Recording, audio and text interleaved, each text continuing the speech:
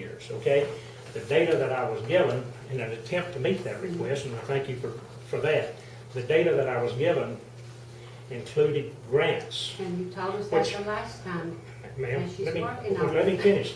Actually, the grant wasn't a grant, it was a repayment of a loan from the hospital board, okay? And it completely distorted the numbers so that they were meaningless. What I asked for, what I talked to Lori about earlier, was revenue to include taxes, business license, permitting, what am I leaving out? Those fines, those things that are direct revenue. Grants and repayment of loans is not revenue. So I have not received the comparison revenue data. Well, Which you're would- going to receive it as soon as she gets it together. You Okay, well, requested it, and I I have told requested her. it in April, yes ma'am. Okay, and that's what I'm getting at, okay?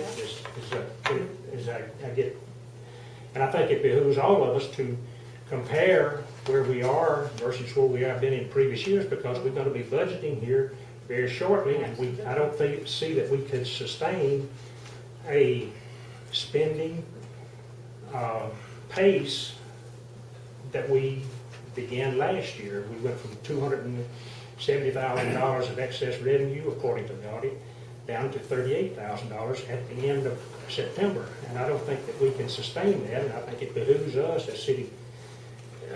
a city government to see where we are, so we know about where we are 6 months into the year, without waiting till the end of the year whenever we get ready to budget. So anyway, that's my comments, okay?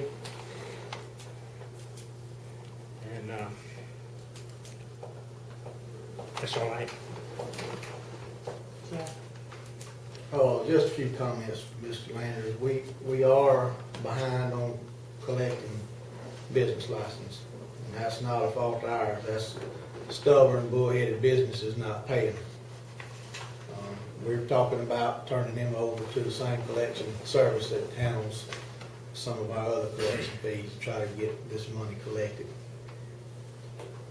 We tend about every 3 months fluctuate, Mr. Landers. And we've been down, we're showing some improvement as of recent.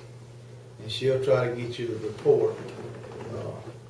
But we do oscillate, and that's it's nothing to hide, it's just the way it is. It's nothing new. You have good months, you have slim months, you turn around and do good again. Our sales tax is looking good right now. And so we're gonna be fine, but you are right. We have got to avoid having unexpected big items that we didn't budget for. And nobody knew we was gonna tear up a fire truck, nobody knew we was gonna have to pour so much revenue into the land. But it happened. And we're coming out the other side of it now. We gotta hope that, we don't have any other. Point is, a lot of cities around us, including the county, are experiencing very much shortfall in anticipated revenue, and that's what my interest is to see if we follow suit with that. And in my department, we're already discussing some possible alternatives. Some other towns are already taking offensive actions, and we will have to do the same. And I ain't talking about anything drastic, and it's too early for me to even spit out anything, because I've just been brainstorming. But we're just definitely not gonna sit around here and just suffer. I can promise you that. We've already made some changes at the golf course for savings, so. Well, we missed the budget so bad last year, and it was such a poor job budgeting, or. Well, what happens is We had a lot of those unexpected, the whole- $100,000 in that administrative cost, that's a lot. The whole concept of us sitting in here and throwing out wish lists is distorted from the get-go. And we're trying to work on a process to just, when she gets everything run, and can come back and say, okay, council, it's projected we'll have X number of excess dollars. And that's all we need to know. We really don't need to start trying to plan on what we're gonna buy, because we don't know. We just need to take it a month at a time. If we've got the funds to go out and do it, we can, but it's far-fetched for all of us to sit in here in September and October and say we gonna do a $250,000 project without a lot of planning.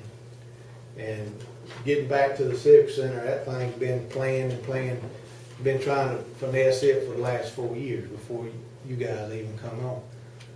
And it still hadn't come to fruition yet. So, we just gotta be good stewards. And, you know, my recommendation for the rest of this year is we get by with trying to get the police car, and let's don't try to plan on anything else unless we just have a natural disaster of a hurricane or something to come in here and just wipe us out. And I hope we don't have that, you know. Now, we can't control Mother Nature. Mother Nature got us out there, and we didn't foresee us having a wreck in a fire truck, and that got us. Well, you can't forget all the monies we put into the streets We that have. collapsed tonight. We have. We're talking about thousands and thousands of dollars. Streets probably look better now than they've looked in years, and that hadn't come without spending some money. We got more people working for us in the streets than we've ever had, but it's made a big difference. But it costs to keep that up too. But I'll be getting with y'all before long on some ideas.